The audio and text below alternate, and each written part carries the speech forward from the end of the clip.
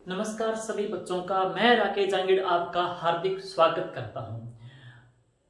दोस्तों, हमने जो पार्ट फर्स्ट था जो आपको दिखाई दे रहा है मैथ वाली जीके में मैथ का रोल करके ऐसे जो टॉपिक, ऐसे जो पजल जो एग्जाम में आपको भ्रमित करते हैं, कंफ्यूज करते हैं, तो उनका हमने सॉल्यूशन किया है।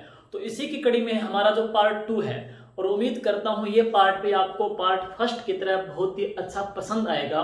तो आज आपसे गुजारिश है कि वीडियो को आप अधिक से अधिक शेयर कीजिएगा, सब्सक्राइब कीजिएगा और बेल आइकन को प्रेस कीजिएगा ताकि मेरा हर नोटिफिकेशन आप तक पहुंच सके।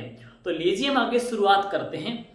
देखिए, पार्ट 2 के अंतर्गत है, मैंने चुना है इसमें कोठारिया गांव का रावत जोत सिंह, सलूमबर्ग का है रावत केसरी। क्यों चुना है? क्योंकि बच्चों आपने पढ़ा होगा 1857 की क्रांति में ठाकुर कुशाल सिंह आउवा, आपने पढ़ा होगा कि जो युद्ध हुआ था कुवाड़ा, इसमें कुवाड़ा का युद्ध हुआ था 1857 के अंतर्गत है। एरणपुरा का युद्ध हुआ था और इसके अलावा बात करते हो आप बिथोड़ा का युद्ध हुआ था। तो उसमें ठाकुर कुशाल सिंह आउवा की विजय हुई थी, लेकिन होम्स के खिलाफ जब उन्होंने युद्ध लड़ा था तो यहाँ पे हार गए थे और ये भाग रहे थे।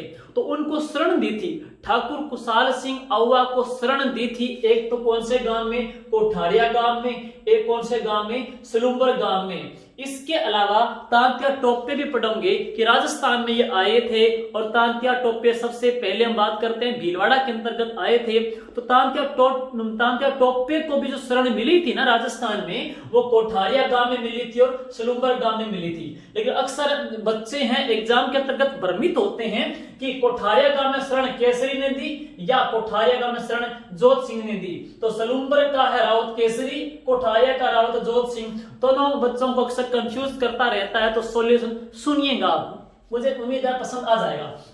देखिए, हम बात करूं दोस्तों कि कोठा है, कोठा एक दुर्ग है। एक कोठा बनाना यानी कि एक दुर्ग बनाना, और दुर्ग किसने बनाया था आपको पता है? जोत सिंह ने। तो मैं रावत से दोस्तों क्या करूंगा? रावत काटूंगा, बच गया जोध। तो जोधा ने मेहरानगढ़ बनाया था, कोठा बनाया था, और कोठा किसने बनाया था? राव जोधा ने। तो कोठा बनाया जोधा ने। तो कोठारिया का कौन? जोत सिंह। तो कोठारिया गांव में जो शरण दी थी वो जोत सिंह ने दी थी। शरण किसको दी थी? ठाकुर कुशाल सिंह आउवा को दी थी। और इसके अलावा जो शरण दी थी वो तांत्या टोपे को दी थी। अब मैं बात करूं सलूमबर्ग की है, तो सलूमबर्ग में दो आप ट्रिक बना सकते हो। सल्लू निकल रहा है, सल्लू मियां, और आपको पता है सल्लू कौन से हीरो को बोलते हैं?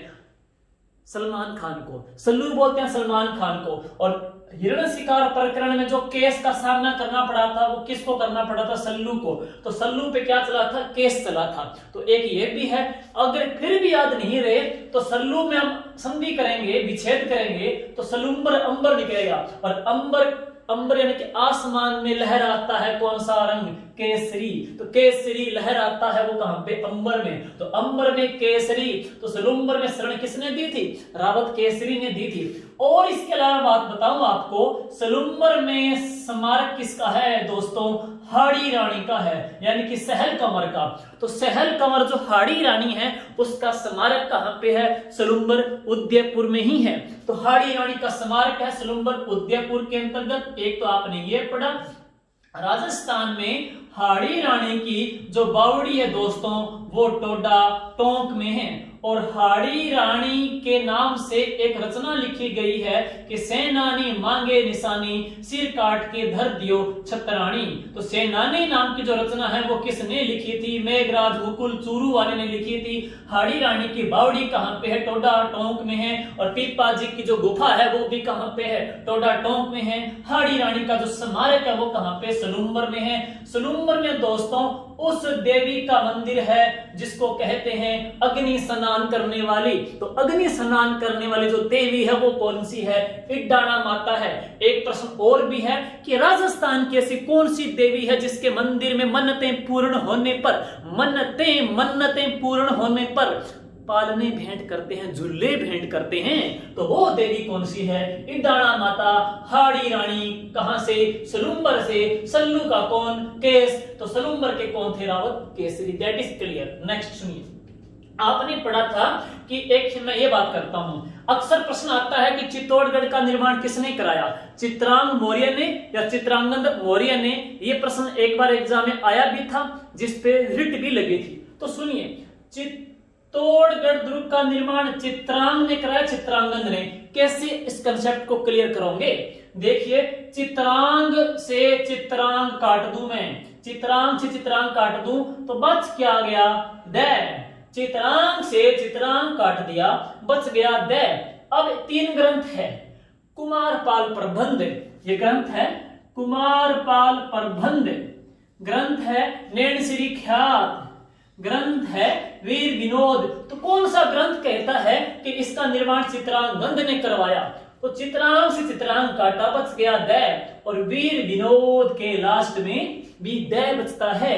तो वीर विनोद क्या कहता है कि इसका निर्माण चित्रांगद मौर्य ने करवाया था, और वीर विनोद की रचना कवि श्यामल दास ने की थी, और ये ग्रंथ 4 खंडों में विभक्त है। अब चित्रांग ने बनाया, ये कौन कहेगा, कुमारपाल। चित्रांग ने बनाया, ये कौन कहेगा, मुहूर्त नैनसी।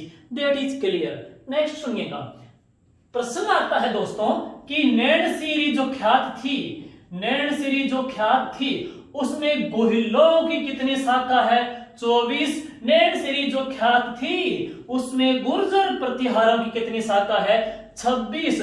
तो बच्चे क्या करते हैं, गोहिल और गुर्जर दोनों में कंफ्यूज कर देते हैं, 24-26 को उल्टा पुल्टा कर देते हैं। इसको आप कैसे क्लियर करोगे? देखिए, गोहिल जो शब्द है, देखिए गोहिल शब्द है, उसमें पहला वर्ड गु आ रहा है, गुर्जर प्रत्याहारों में पहला गु आ रहा है, तो दिक्कत करते हैं।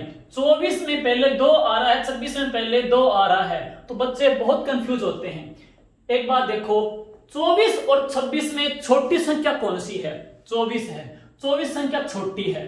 24 और 26 में बड़ी संख्या कौन सी है, 26। अब गुहिल एक शब्द है, सिर्फ 3 अंकों का शब्द है, गुहिल। गुहिल में कितने वर्ड हैं, 3 वर्ड हैं। जबकि गुर्जर प्रतिहार में 1 2 3 4 5 6 7, तो गुर्जर प्रतिहार में शब्द ज्यादा है, 26 भी ज्यादा है, तो गुर्जर प्रतिहार की शाखा कितनी, 26। गुहिलों की शाखा कितनी, 24। इसके अलावा जैन मुनि मगन सागर ने अपनी बात करते हैं मीणा पुराण में, मीणाओं की कुल खाप कितनी बताई, 24। राजस्थान के एकमात्र ऐसे देवता जिनकी 24 वाणियों की रचना है वो कौन से हैं, रामदेव जी। जैन समाज में कुल तीर्थंकर कितने हैं, तो 24। और राजस्थान के अंतर्गत हम बात करेंगे 24 कोस की जो परिक्रमा है वो लोहागढ़ झुंझुनू की प्रसिद्ध है, और 24 शाखाएं गोहिलों की, 26 शाखाएं गुर्जर प्रतिहारों की। नेक्स्ट देखिएगा, ये मैंने आपको प्रजामंडल में कराया था, वापस लेके आ रहा हूं। कांतिलाल एक जैन था, कांतिलाल एक चौथानी था, दोनों ने 3 प्रजामंडल बनाए थे। तो देखिए कैसे याद करेंगे, कांति आती है क्या खाने से, बूंदी खाने से, तो कांतिलाल ने बना दिया बूंदी प्रजामंडल। और कांति यानी कि क्रांति कौन लेके आए थे, महाराणा प्रताप लेके आए थे।